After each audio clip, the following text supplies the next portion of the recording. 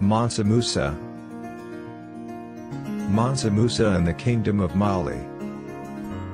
To the west, its domain reached the Atlantic Ocean, while to the east, it reached the bend in the Niger River. Gold, salt, cola nuts, and ivory were abundant in the kingdom and in high demand in the Mediterranean markets. But most importantly, it had wise and talented leaders like Mansa Musa. From our vantage point, Mali's Muslim majority was its most crucial component. The exchange of goods and ideas between Mali, North Africa, Spain, Egypt, and Arabia was unrestricted. Muslim traders traveled the desert in caravans that brought ivory, gold, salt, and cola nuts as well as metal objects from Spain, Egyptian brocades, and precious stones from India. The learning institutions of Massa, Timbuktu, Mali, and Ghana were in desperate need of Islamic jurists and ulama. In India, Egypt, and Spain, Muslim armies included a sizable contingent of African warriors. Mali therefore contributed its richness and resources to the prosperity of both Asia and Europe, becoming a piece of the Islamic mosaic. It was inhabited by the Mandinka, who identify as descended from Bilal ibn Rabah, the Prophet's companion and the first Muslim muezzin. The oral traditions, which served as the foundation for a large portion of the historical data in Africa up until modern academics unearthed the enormous libraries in Timbuktu and Jenny, confirm Islamic presence in Mali from the 7th century onward. Muslim historians from the 9th, 11th, and 14th centuries, including Ibn Hisham, al-Yaqubi, and Ibn Khaldun, have documented the spread of Islam in the Mali region. The discovery of gold in the Bure mines provided the initial impetus for political unification among the Mandinka tribes. The Mandinka did not come together politically to become Mali until the time of Sundiata. The Mandinka name for Sundiata, who ruled from 1230 to 1255, is Mari Jata. Sundiata, who ruled from 1230 until 1255, is known as Mari Jata in Mandinka. Others, such Ibn Khaldun, claim that he converted to Islam as an adult. According to tradition, Sundiata wore a Muslim outfit during this momentous occasion. Islam was to become the Mandinka people's unifying force moving forward, transcending their attachment to tribe and territory.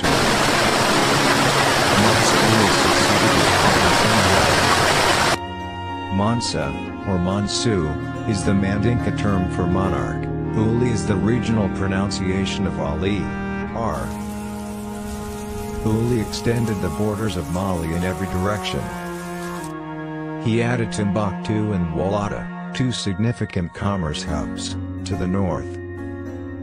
As a result, Mali acquired control of vital commercial routes in both the north-south and east-west directions. Mansa Musa, maybe the most competent and well-known of Mali's kings, ascended to the throne in 1307 when the unrest subsided. Mansa Musa, 1307 to 1337, streamlined state administration, promoted commerce, and secured trade routes. He conducted his Hajj in 1324. Ibn Khaldun claims that he had a 12,000-person entourage with him. Some authors assert that he had an entourage of up to 72,000 people. The Malians were wealthy and traveled with a lot of gold. They used so much of it on their journey that the cost of consumables rose and the price of gold decreased, resulting in significant inflation in North Africa and Egypt.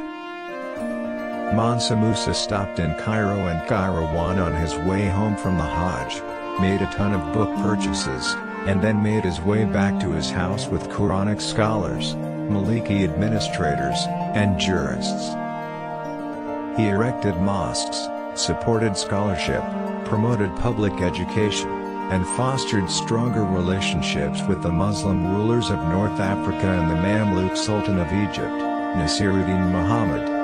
He also generously sponsored the African universities in Wallata, Timbuktu, and Gao, 1309 to 1340. Mansa Musa is renowned throughout history as a devout man, a learned guy, a kind patron, and a wise leader. In terms of time, Mansa Musa ruled less than a century after Baghdad fell, 1258, and the Mongols completely destroyed Central Asia and Persia. There were only 3 Muslim regions with any semblance of governmental and economic authority in the early 14th century. These were Mamluk Egypt, the Empire of Mali and the Sultanate of Delhi. The great world traveler Ibn Battuta, 1304 to 1377, who visited the area in 1354, wrote extensively about the situation of Islam in Mali. Ibn Battuta interacted with the state's monarch, stayed with both scholars and simple people, and used his great perception to evaluate the society and culture of the land. Some academics have claimed that Africans were the first to discover America. Ibn Ben Sertima made this claim in his book They Came Before Columbus. In his book Masalik al-Absar fi Mamluk al-Amsar, the historian Shihabuddin Abdullah Abbas Ahmed, 1300 to 1384, narrates the Mali expeditions of the Atlantic Ocean, roadways for those who have sight and are searching, in the provinces of the kingdoms. Such resources were plentiful in Mali. In fact, it was so wealthy that it could disrupt the flow of currency throughout the Mediterranean region. Its large and spread-out dominion had a ton of human resources. These resources were in great supply in Mali. It was indeed so wealthy that it might disrupt the availability of money throughout the Mediterranean region.